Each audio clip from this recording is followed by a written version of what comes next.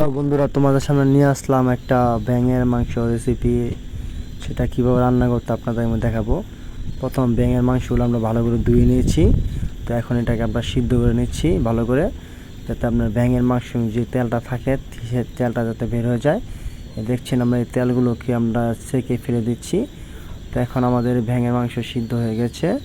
তো আমরা এটাকে নামিয়ে নেব, একটা ভালো করে জলটা নিচে নামিয়ে নেব। তো এখন আমরা ব্যাঙের মাংসগুলো নামিয়ে নিয়েছি।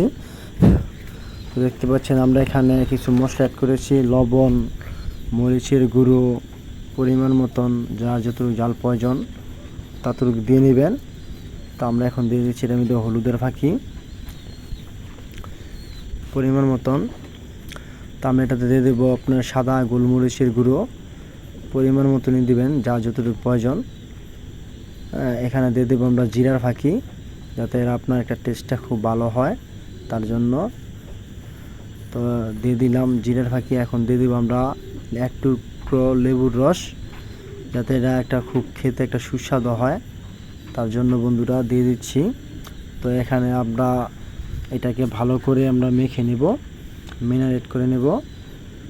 তো মেখে নিয়ে এটাকে আমরা 5 মিনিটের মতো রেখে দেব। তো আমাদের 5 মিনিট রাখতে রাখতে এখানে তেলটা গরম হয়ে যাবে, তার জন্য কড়াইতে তেল দিয়ে দিয়েছিলাম।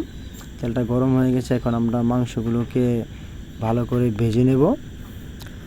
যাতে আপনার যেহেতু তরকারি আমরা ভুনা করব, তার জন্য আমরা বেশি ভাজবো না, মোটামুটিভাবে একটু কালার আসলে এটাকে নামিয়ে নেব।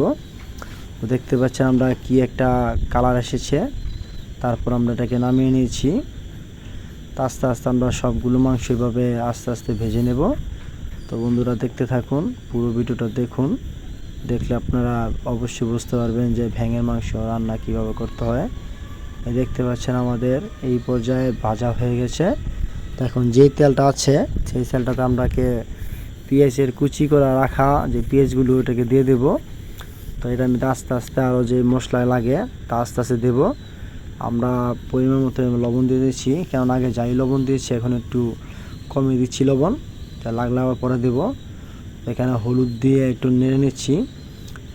তো এখানে আবার দিয়ে দিচ্ছি আপনার মরিচের ফাঁকি। তো মরিচের ফাঁকিটা দিয়েও একটু ভালো করে নেড়ে নেব। পরে আস্তে আস্তে আরও যে বাকি মশলাগুলো আছে সেগুলো দেব। কিন্তু আপনার তারপরে দেখতে পাচ্ছেন টেস্টের জন্য আমরা এটা মধ্যে একটু লেবু রস দিয়ে দিচ্ছি, খেতে খুব সুস্বাদু হবে। এখানে আমি হালকা কিছু গরম মশলা নিয়েছি, সেটাও দিয়ে দিচ্ছি ভেঙে, বেশি গুঁড়ো করা যাবে না, যাতে আপনার ফ্লেভারটা ভালো আসে। তার জন্য স্বাদের জন্য আমরা একটা এই আপনার আচার দিয়ে দিলাম, যাতে খুব একটা ভালো একটা ফ্লেভার আসে। রান্না করার পরে আপনার খেতে যদি মজাই না লাগে তাহলে সেটাকে তো দিয়ে লাভ নেই।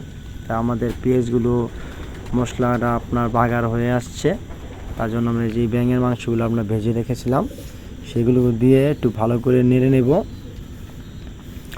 দেখতে পাচ্ছেন ভালো করে নেড়ে নিয়েছি। তো যেখানে আপনার ম্যারিনেট করেছিলাম সেই বলটা বাটিটা থেকে আপনার ধুয়ে একটু পানি নিয়ে এই পানি দিয়ে দেব, যা যতটুকু প্রয়োজন দিয়ে দিবেন। যে যদি বলেন যে একটু রসা রাখবেন তাহলে দিয়ে দিবেন। তো রসা রেখে আমরা ঢেকে দিয়েছিলাম, ঢেকে দেওয়ার 10 মিনিট পর আমরা তুলছি। তো দেখতে পাচ্ছেন তোলার পরে কি একটা কালার এসেছে, আমাদের তরকারি রান্না শেষ। এখন আমরা এটা নামিয়ে নেব। তো বন্ধুরা, ভিডিওটা যাদের ভালো লাগবে অবশ্যই একটা শেয়ার করে যাবেন এবং কমেন্টে জানাবেন কে কে ব্যাঙের মাংস খেয়েছেন।